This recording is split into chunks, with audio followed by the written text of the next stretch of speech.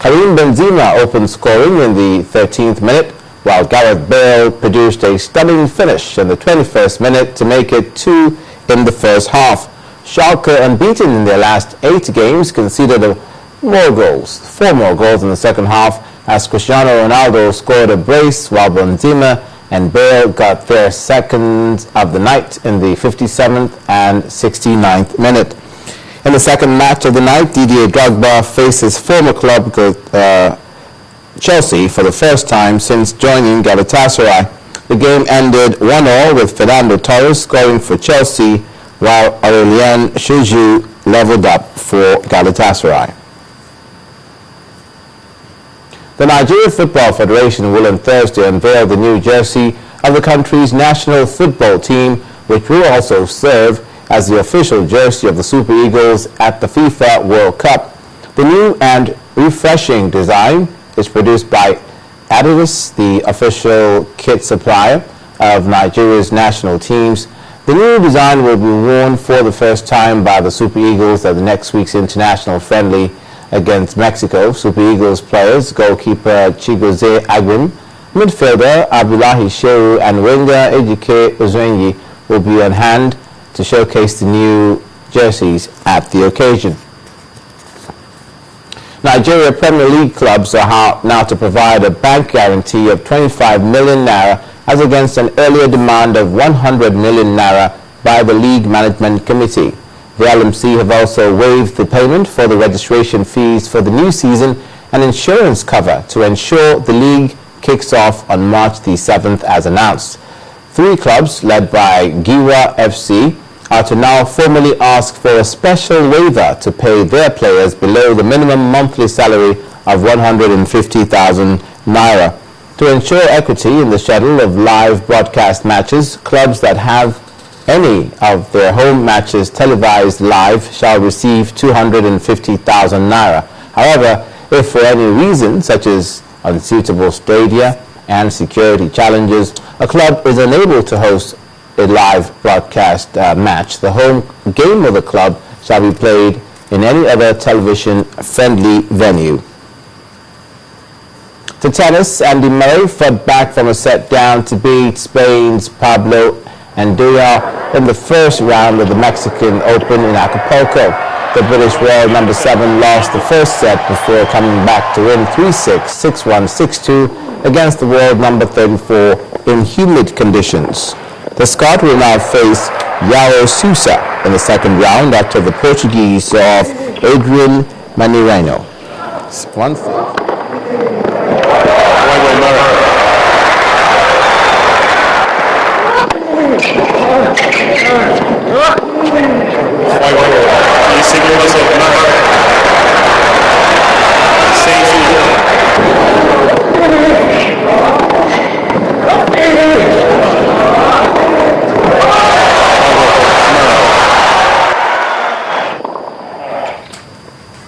And that's it on Sports News. Ijoma will be back with the rest of the news at 10 just now.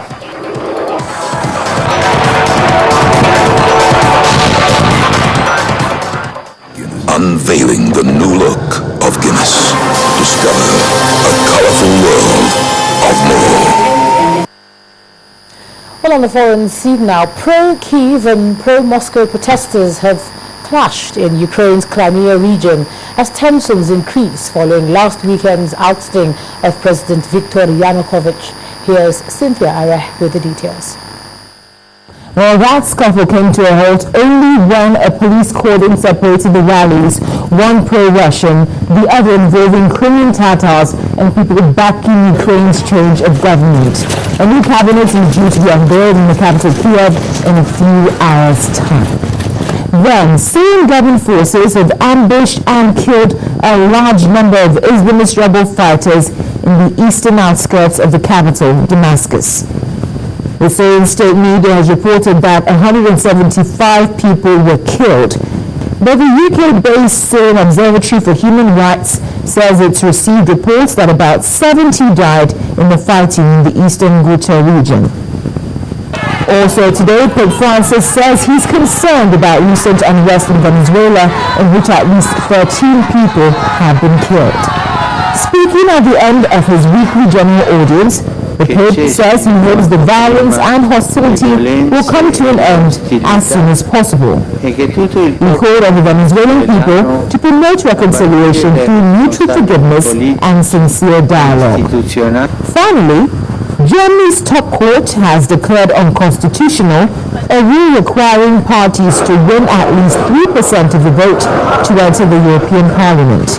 The government lowered the threshold from 5% last year, but the Federal Constitutional Court in Karlsruhe said the threshold would be abolished. The ruling paves the way for several smaller parties, including the far-right NPD, to win seats in the May 2014 vote. And those are the top stories on the foreign scene. Thanks a lot, Cynthia. And the main news again. President Goodluck Jonathan has again condemned the Yobe school attack and commiserated with the families of the victims in his address to the nation on the centenary celebration. The Senate has ordered Chief of Army Staff to relocate to Borno State to deal with the insurgency and condemned the killing of students in the Federal Government College, Buniyadi, Yobe State.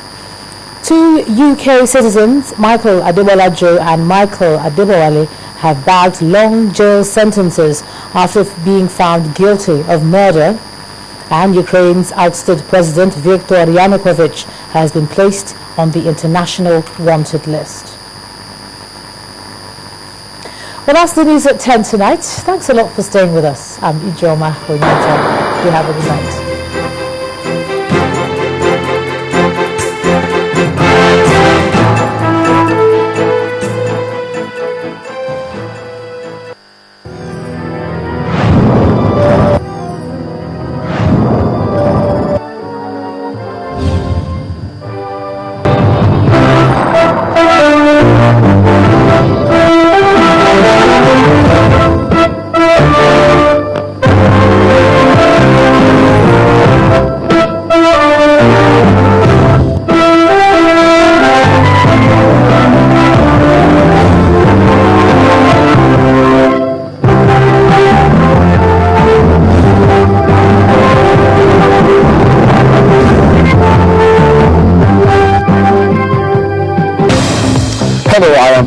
Welcome to Focus on Africa.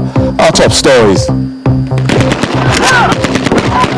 Nigeria will ask France for help in combating Islamic insurgents in the northeast of the country. Residents in the region accuse the army of withdrawing troops just before a deadly attack on a school. For 5 hours of killings and massacre, there were no any security men around to contain the situation. Uganda's health minister tells the BBC gay people will not be discriminated against when accessing healthcare, despite tough new anti-homosexuality laws. Nobody will be discriminated from public health care simply because of his or her sexual orientation. Also on this program, he is very big in Brussels. Seriously. Stromae is an award-winning Belgian artist of Rwandan origin. He says he wanted his music to celebrate his African roots. I wanted to honor my roots before hip-hop music, before dance music, before French folk music. And in sports, Ivory Coast striker Didier Drogba gets set to face his former club Chelsea in the Champions League tonight.